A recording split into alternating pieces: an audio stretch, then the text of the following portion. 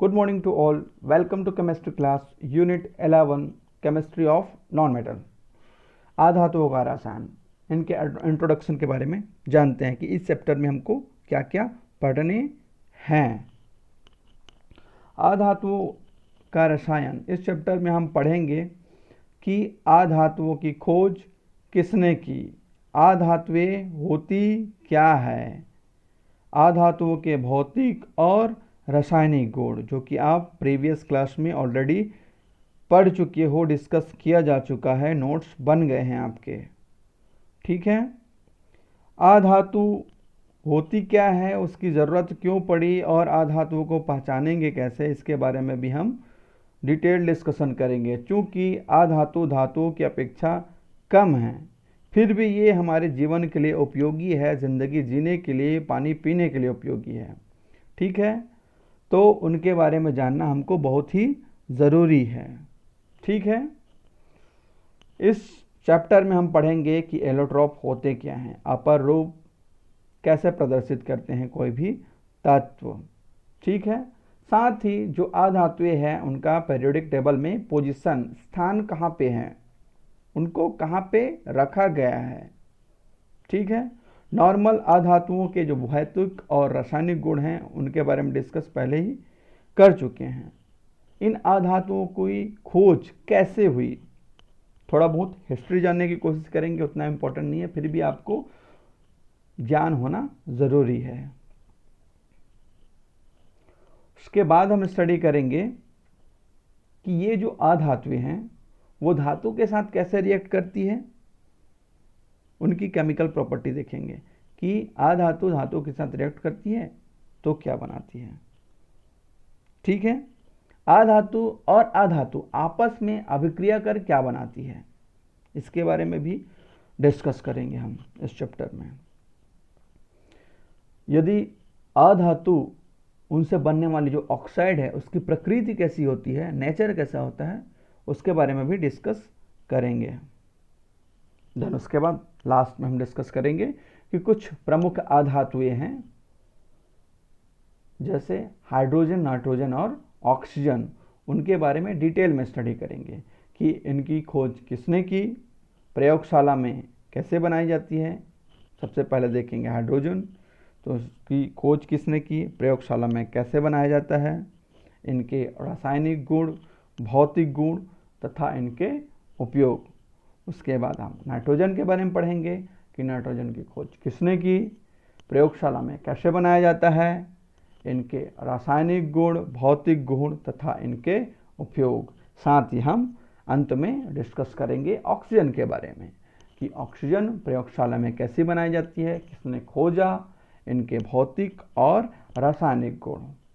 तो इस प्रकार यह चैप्टर हम स्टडी करेंगे। सबसे पहले हम स्टडी करते हैं एलोट्रॉप। एलोट्रॉप होता क्या है। ठीक है, allotropy is the property of some chemical element to exist in two or more different form. जब एक ही तत्व कई रूपों में मिलता है तो तत्व के इस गुण को अपरूपता कहते हैं। जैसे कार्बन के कितने अपर रूप हैं, 3 अपर रूप है।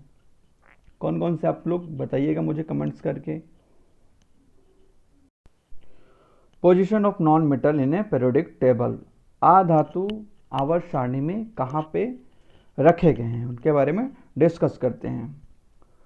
तो सबसे पहले देखते हैं कि आधातु, जैसे हम आवर्त सारणी में बाएं से दाएं जाते हैं तो धात्विक प्रवृत्ति घटते जाती है तथा आधात्विक प्रवृत्ति बढ़ते जाती है। ठीक है, डिस्कस करें हम ग्रुप 1 में, तो ग्रुप 1 में पूरे धातु हैं एक्सेप्ट हाइड्रोजन। हाइड्रोजन बस हमारे आधातु एक हैं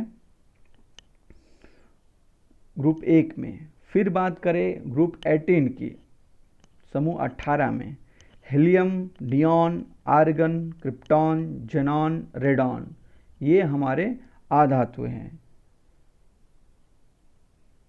हाइड्रोजन ग्रुप की बात करें ग्रुप 17, तो उसमें है फ्लोरीन, क्लोरीन, ब्रोमीन, आयोडीन, ये क्या है?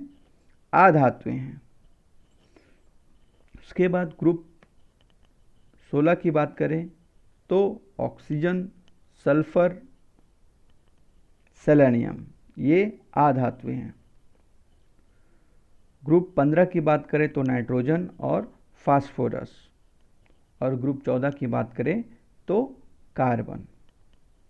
लेकिन वही बात करते हैं कुछ ऐसे एलिमेंट जो ना तो जो दोनों तरह की बिहेव करती है, धातु की तरह भी और अधातु की तरह भी, तो इनको बोला जाता है उपधातु। क्या बोला जाता है? उपधातु, मेटालॉइड, जिनको जिग वे पे दिखाया गया है आवर्त सारणी में, जैसे कि आप देख सकते हो।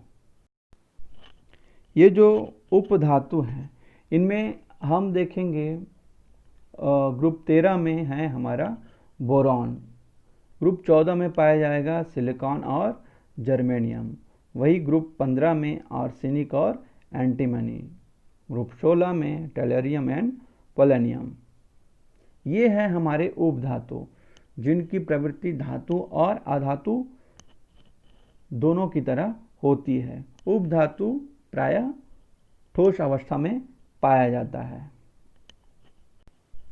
बोरॉन तथा सिलिकॉन विद्युत के अच्छे चालक नहीं होते, लेकिन इनमें अशुद्धियां मिलाई जाती है तो यह विद्युत का चालन करना स्टार्ट कर देती है।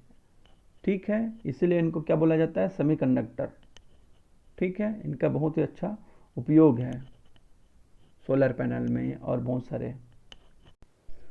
बात हम हाइड्रोजन ग्रुप की करें तो फ्लोरीन, क्लोरीन, ब्रोमीन, आयोडीन, एस्टाटाइन, लेकिन इसमें जो फ्लोरीन, क्लोरीन, ब्रोमीन, आयोडीन है यह आधातु है। ठीक है, ये अत्यधिक क्रियाशील होते हैं, इनका अष्टक पूर्ण करने के लिए 1 इलेक्ट्रॉनों की आवश्यकता होती है, अतः दूसरे के साथ तीव्र गति से रिएक्ट करता है। सबसे क्रियाशील धातु बात करें 18 ग्रुप की तो इनके अष्टक पूर्ण होते हैं, अतः यह कौन सी गैस कहलाती है? इनर्ट गैस, अक्रिय गैस है। ये दूसरे के साथ रिएक्शन नहीं करती तथा वायुमंडल में भी बहुत कम मात्रा में पाई जाती है।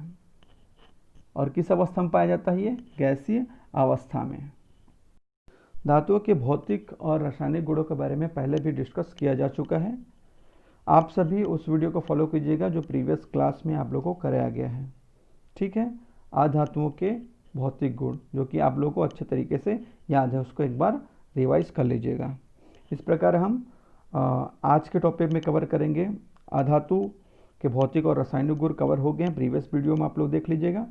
देन उसके बाद आधातुओं का पीरियोडिक टेबल में पोजीशन क्या है, इसके बारे में अभी डिस्कस कर लिए हैं। हिस्ट्री के बारे में आप लोगों को PDF प्रोवाइड कर दिया जाएगा जो कि आपके बुक में है, उसको स्टडी कर लीजिएगा। उतना इम्पोर्टेंट नहीं है कि हर एलिमेंट का खोज किसने किया ये याद रखना जरूरी है, फिर भी आपको आपके सिलेबस में दिया गया है तो आपको नाम याद रखने ज़रूरी है, आप लोग उसको पढ़ लीजिएगा। इस प्रकार आज के चैप्टर में कवर हो जाएगा आधातुओं के भौतिक गुण।